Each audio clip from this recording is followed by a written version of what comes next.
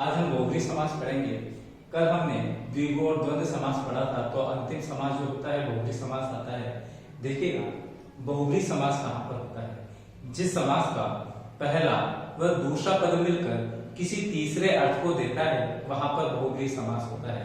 कहने का मतलब जिस समास का तीसरा पद अर्थात अन्य पद प्रधान होता है वहां पर बहुब्री समास होता है। तो देखिएगा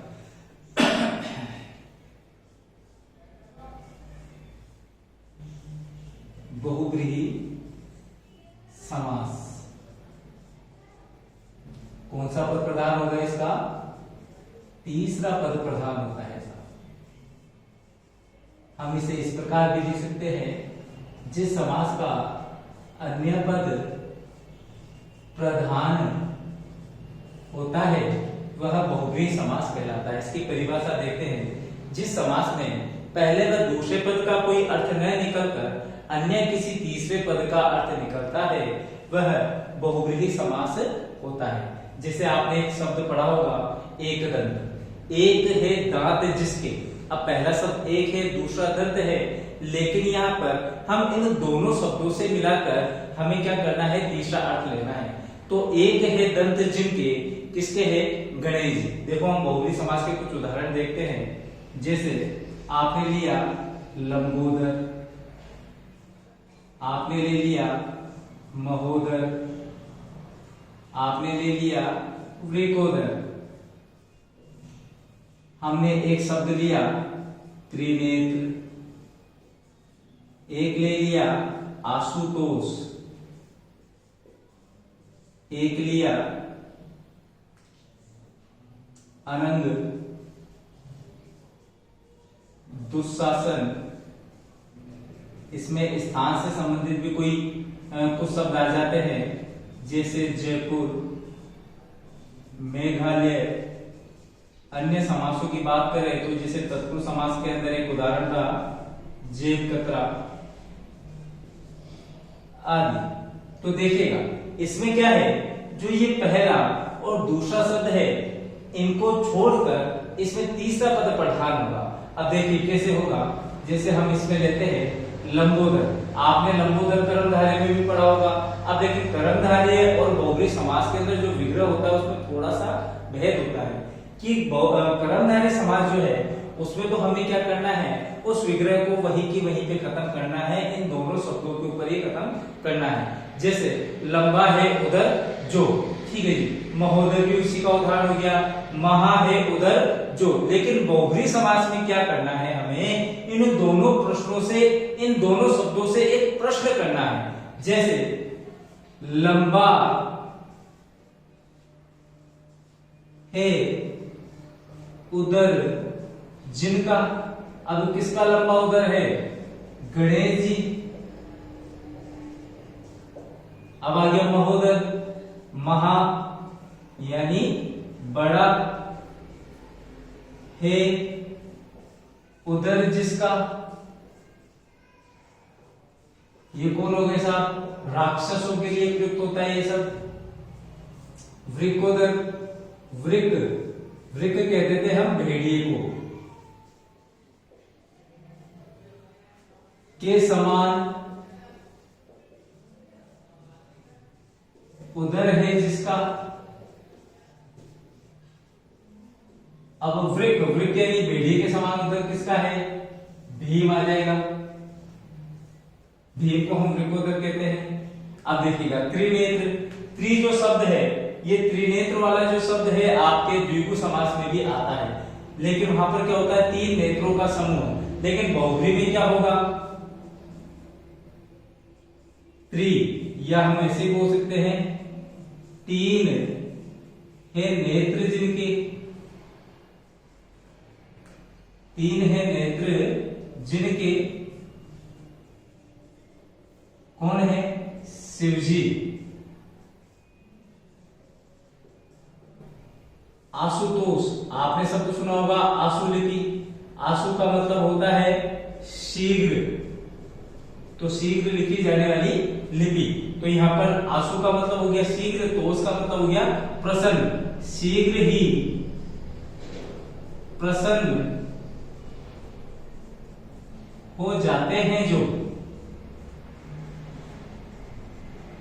अब सबसे पहले कौन प्रसन्न होते साहब? शिव जी।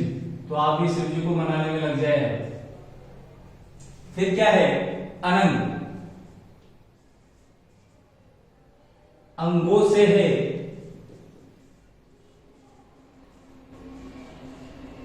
रहित जो। अब अंगों से रहित कौन है आपके? अंगों से रहित है कामदेव। दुशासन, बुरा है, शासन जिसका। कौन है दुशासन? दुर्योधन का भाई।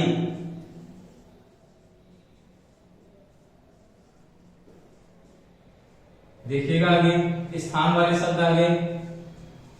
राजा जय सिंह का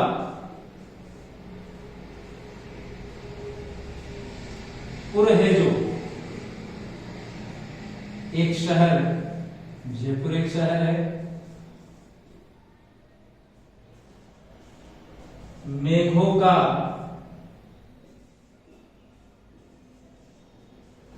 आलय, आलय यानी घर है जो। तो मेघालय क्या है? एक राज्य।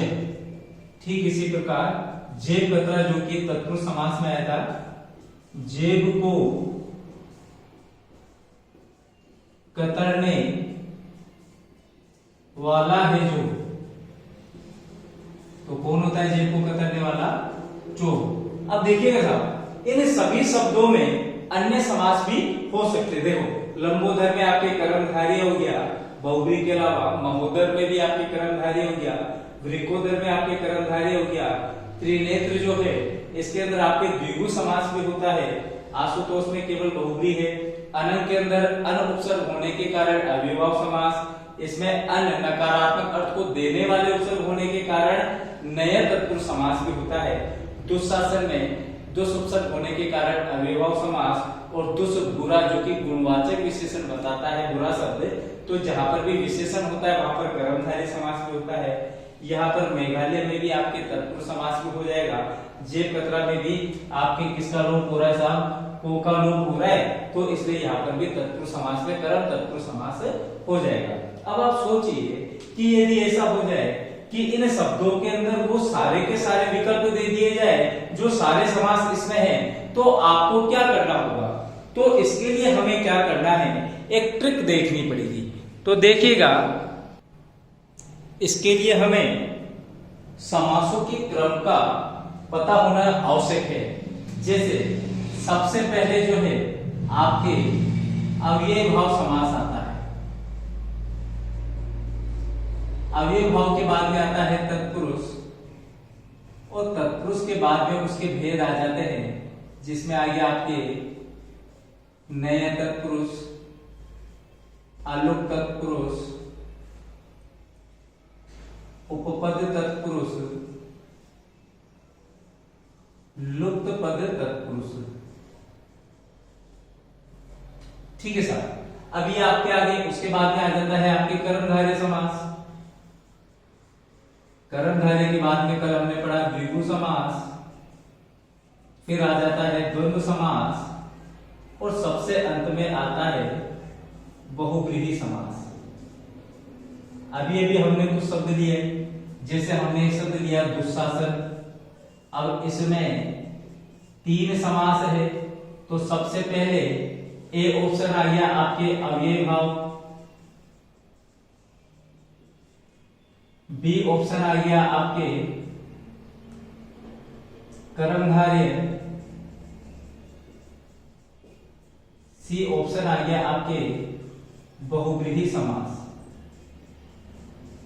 अब दुशासन शब्द में तीनों समास है और तीनों ही आपके विकल्प में आ गए, तो आपको क्या करना है? तो इसके लिए हमें ये क्रम याद होना चाहिए। ये क्रम कैसे? कि यदि किसी शब्द में सारे के सारे समास है, सपोज करिए कि यदि किसी शब्द में सारे के सारे समास है और विकल्प में भी सारे के सारे आ गए, तो आप क्या करेंगे? तो आपको इसके लिए क्या करना है कि आपको उल्टा चलना है। उल्टा चलने से तात्पर्य ये है कि किसी शब्द में सारे के सारे समास है, विकल्प में सारे के सारे आ गए, तो सबसे पहले हम सही करेंगे बहुव्रीहि को। यदि विकल्प में बहुव्रीहि समास नहीं है तो सही हो जाएगा द्वंद्व, यदि द्वंद्व समास नहीं है तो क्या सही हो जाएगा द्विगु, और द्विगु भी नहीं है तो कर्मधारय है, और कर्मधारय भी नहीं है तो ये तत्पुरुष समास के भेद, और यदि ये भेद भी विकल्प में नहीं है तो तत्पुरुष सही होगा, और यदि तत्पुरुष भी विकल्प में नहीं है तो अव्ययभाव समास सही हो जाएगा। तो देखिए अब आप इजी वे में इसे कर लेंगे कि दुशासन शब्द में जब ये 3 समास है तो सबसे लास्ट में क्या आ रहा है यहाँ पे बहुव्रीहि समास, तो सबसे पहले आप किसे सही करोगे बहुव्रीहि को, फर्स्ट प्रायोरिटी इसे, फिर इसके बाद में आप किसे देंगे कर्मधारय को, फिर इसके बाद में आप किसे देंगे अव्ययभाव समास को देंगे। ऐसे हम देखो दूसरा क्वेश्चन और देखते हैं, जैसे आपने शब्द लिया जेब कतरा। अब जेब कतरा जो शब्द है इसके अंदर 2 समास है, पहला तो हो गया आपके तत्पुरुष और दूसरा समास आपके इसमें हो गया बहुव्रीहि समास, जैसा कि मैंने भी आपको बताया। तो आप सबसे पहले किसे सही करेंगे बहुव्रीहि समास, उसके बाद में तत्पुरुष समास। तो इस तरीके से आप समास में जो छोटी मोटी गड़बड़ी होती थी उसको आप इजी वे में सॉल्व कर सकते हैं। अब दोस्तों आप मुझे ये बताएं कि जो भी पढ़ाया जा रहा है वो आपके समझ में आ रहा है। कोई भी यदि आपका सुझाव हो वीडियो से रिलेटेड, क्योंकि भी अपना चैनल 2 दिन ही उन्हें बनाए तो इसमें कुछ हो सकता है कि कुछ कमियां रहे, तो आप लोग सुझाव दें, उसके अनुसार हम क्या करेंगे इन कमियों को थोड़ा थोड़ा दूर करेंगे। ठीक है दोस्तों, धन्यवाद।